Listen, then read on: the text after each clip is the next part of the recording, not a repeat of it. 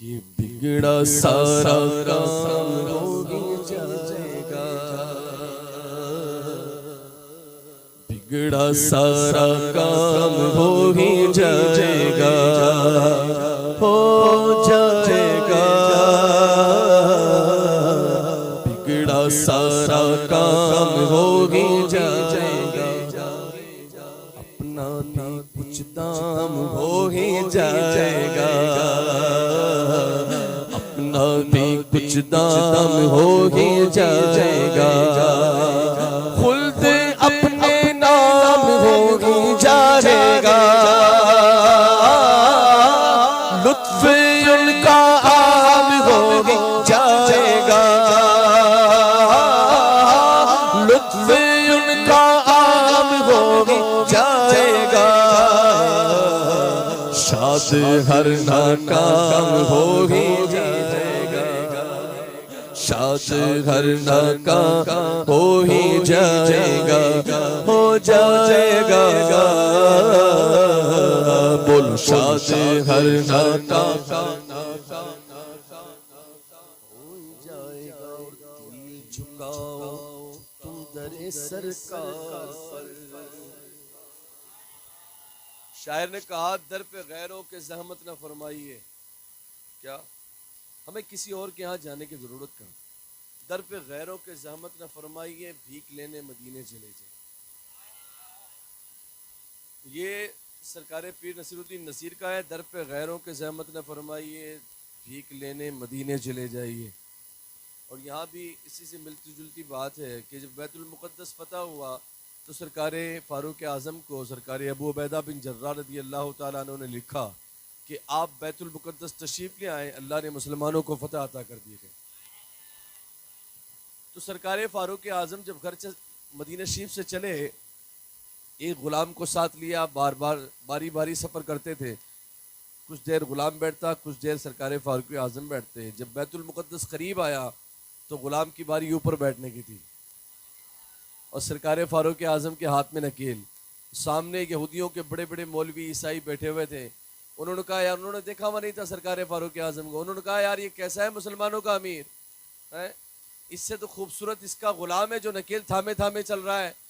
تو مسلمانوں نے کہا تم دھوکہ کھا رہے ہو، ہمارا امیر وہ نہیں ہے جو سواری پہ سوار ہے، ہمارا امیر وہ ہے جو نکیل تھامے تھامے آگے چل رہا ہے۔ تو فقط اسلام یہ منظر پیش کرتا ہے کہ آقا چل دیے پیدل، سواری پہ غلام آیا۔ تو سرکار فاروق اعظم رضی اللہ تعالیٰ عنہ ندی پار کرنے لگے، بیت المقدس سے پہلے ندی آتی ہے، پار کرنے لگے۔ تو ندی پار کرنے سے پہلے سرکار فاروق اعظم نے موزے نکالے، پہنتے ہیں نا سوک، موزے نکالے، یہاں کندھے پہ رکھ لیے اور ندی پار کر رہے ہیں۔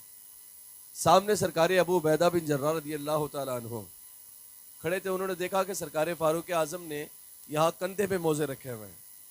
تو جب ندی پار کر کے آئے نا تو سرکار ابو عبیدہ بن جراح رضی اللہ تعالیٰ عنہ فرمانے لگے، سرکار فاروق اعظم امیر المومنین، آپ نے یہ کندھے پہ موزے رکھے ہیں، یہ کندھے پہ موزے کون رکھتا ہے؟ موزے تو یہ ہاتھ میں رکھے جاتے ہیں یا جیب میں رکھے جاتے ہیں، یہ آپ کی بات مجھے سمجھ نہیں آئی۔ تو سرکار فاروق اعظم رضی اللہ تعالیٰ عنہ فرمانے لگے، ابو عبیدہ یہ بات تم نے کہی ہے، اگر یہ بات کوئی اور کہتا نا تو میں اس کو ایسی سزا دیتا کہ قیامت تک لوگ یاد رکھتے۔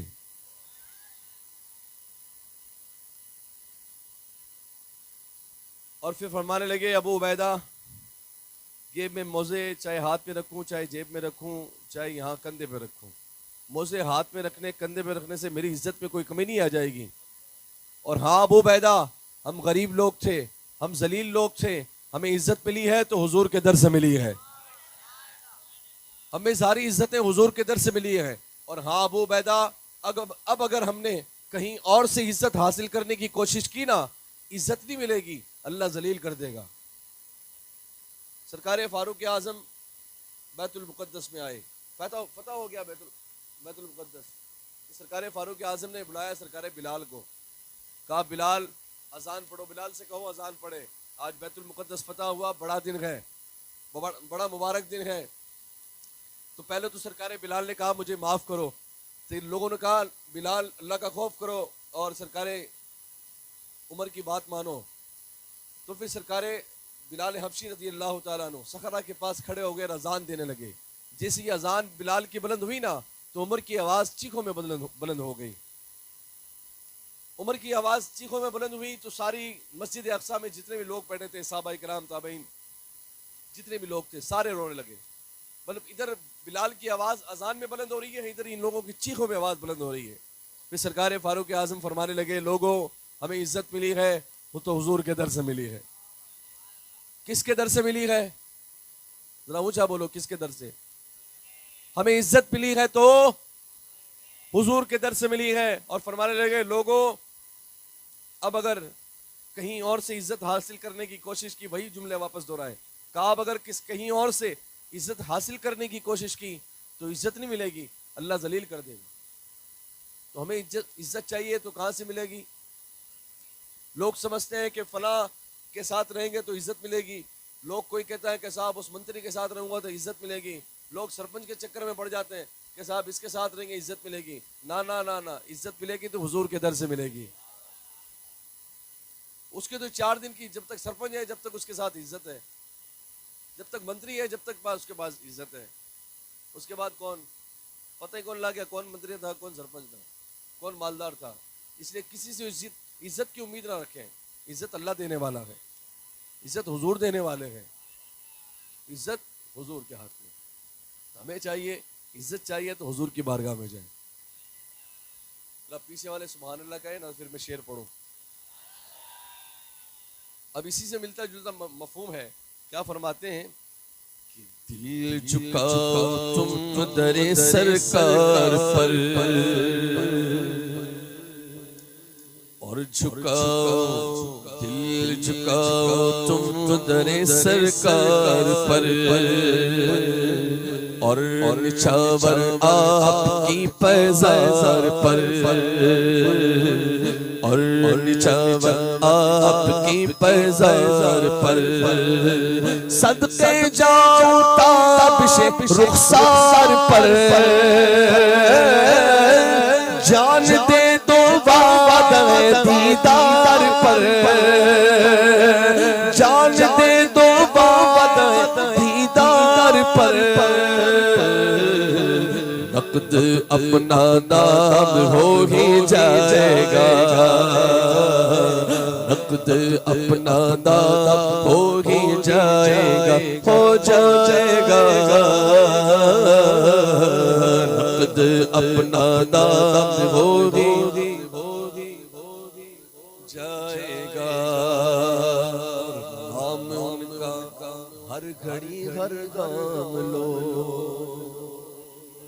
نام ان کا ہر گھڑی ہر گام لو، اور ان کے عشق ہی کا جام لو، اور ان کے عشق ہی کا جام لو. اعلیٰ حضرت کا حسین پیغام لو. کیا پیغام ہے؟ کہ سائلوں دابر سخی کا تھام لو، سائلوں دابر سخی کا تھام لو. تھام لیں گے تب کیا ہوگا؟ کچھ نہ کچھ انعام ہو ہی جائے گا، کچھ نہ کچھ انعام ہو ہی جائے گا، ہو جائے گا، کچھ نہ کچھ انعام ہو ہی جائے گا.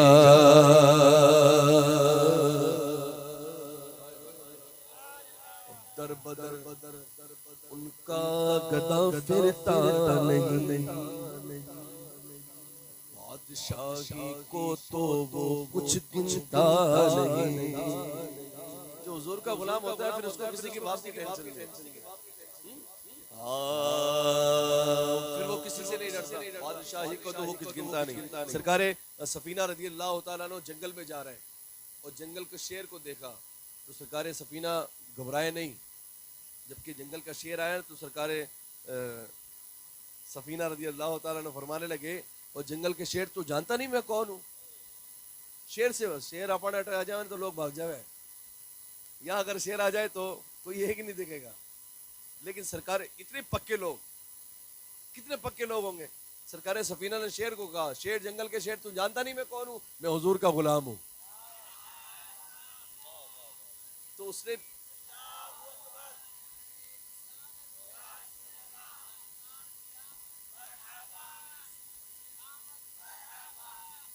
پھر شیر بھی دم ہلانے کے لگا، آگے چلنے لگا.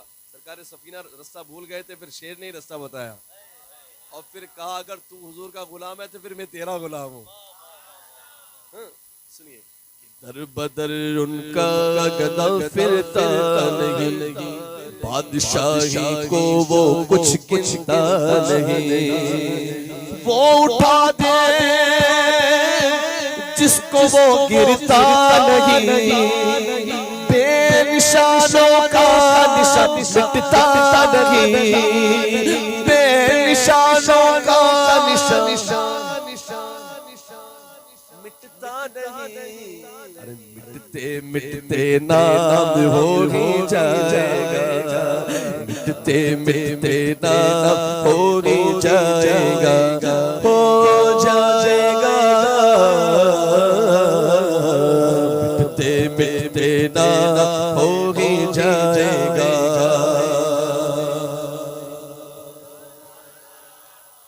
نیک سر انجام کا ایک وقت ہے، یعنی ہر انعام کا ایک وقت ہے. ان کے ہاتھوں جام کا ایک وقت ہے، اے رضا ہر کام کا ایک وقت ہے، اے رضا ہر کام کا ایک وقت ہے. دل کو بھی آرام ہو ہی جائے گا، دل کو بھی آرام، بولو نا دل کو بھی آرام،